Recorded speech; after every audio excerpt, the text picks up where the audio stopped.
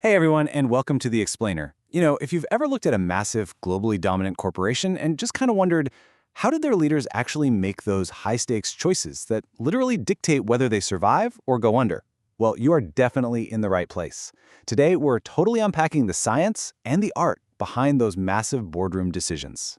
Because you see, choosing whether to aggressively grow, stabilize, or completely pull back, it's really not just guesswork. It's not about a CEO waking up with a lucky gut feeling.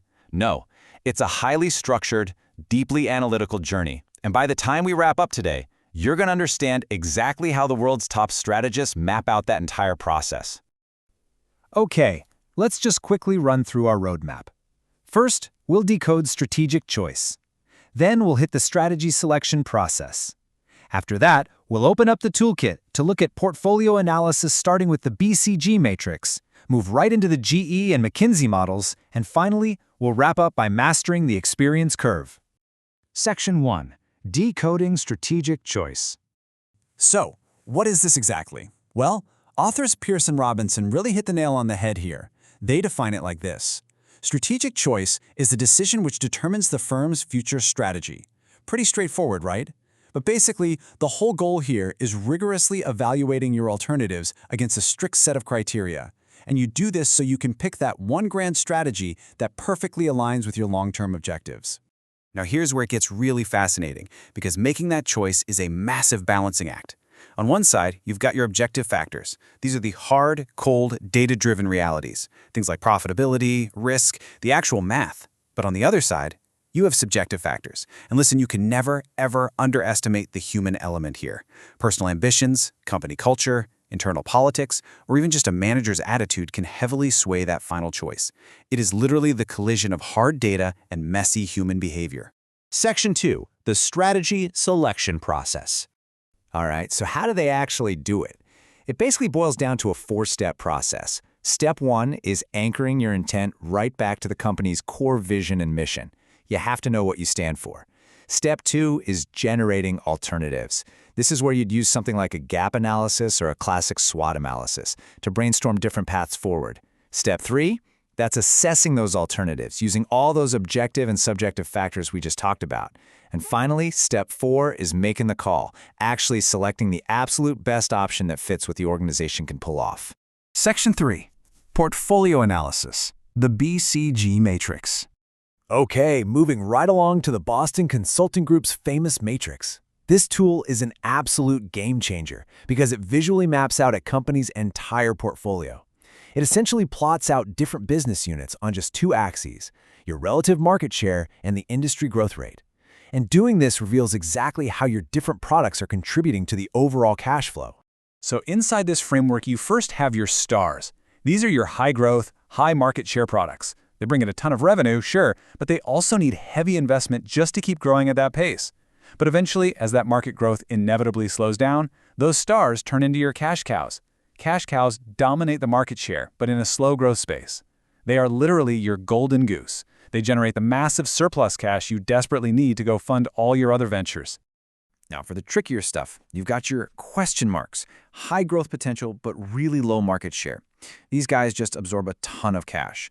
Management really has to look at these and decide, can we turn this into a star or is it a lost cause? And finally, the dogs. Low growth, low market share. Honestly, these are pretty unattractive.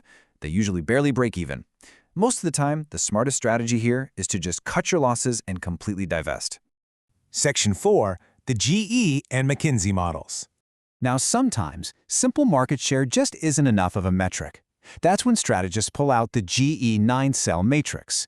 Instead of just market share, this one evaluates your overall business strength against how attractive the industry is, and it uses these incredibly intuitive trophic light zones.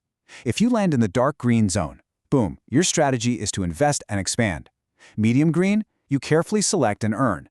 But if you hit light green, well, that's a warning to either harvest what you can or divest entirely. Building right on top of that is the GE McKinsey Matrix, which takes this analysis across your strategic business units and expands it even further. It looks at much broader factors, so industry attractiveness now includes things like total market size, how intense the competition is, and technological shifts. This extra detail is absolutely crucial. It helps managers confidently answer exactly where to pump funds, which specific units to build up, and which ones to ruthlessly cut loose to protect the rest of the portfolio. Section 5. Mastering the experience curve. All right, let's talk about Bruce Henderson. He formulated this genuinely revolutionary rule of thumb.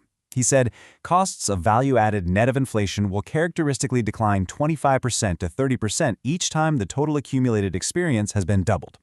Okay, sounds a bit academic, right? But the core premise is so powerful. It basically just means that as a firm produces more and more of a standardized product, it gets way more experienced in making it. And that experience directly drives down the cost of every single unit. So why does that actually happen? Well, think about it. As your volume goes up, your labor gets faster just through sheer repetition. Specialization kicks in, so people focus on one specific task and get amazing at it.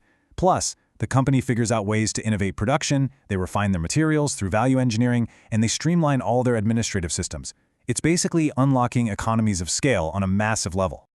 Okay, so what's the big takeaway here? How does this impact your strategy? Well, the experience curve literally dictates market dominance. A market leader can intentionally push their production volume to the absolute maximum. By doing that, they lower their own costs so dramatically that they can drop their prices to a point where a brand new, smaller competitor just literally cannot afford to enter the market viably. It is a massive, impenetrable strategic moat built entirely out of operational efficiency. Wow, we have really covered a ton of ground today. From balancing the cold objective data with subjective office politics, to plotting out cash cows on the BCG matrix, navigating those GE models, and finally leveraging the sheer ruthless efficiency of the experience curve. So, I want to leave you with a thought to chew on today. How would you plot your own business unit, or hey, even just a personal project you're working on right now, on these matrices tomorrow? Are you feeding a star? Are you milking a cash cow? Or are you carrying a dog? Thanks so much for hanging out with me for this explainer, and remember, keep thinking strategically,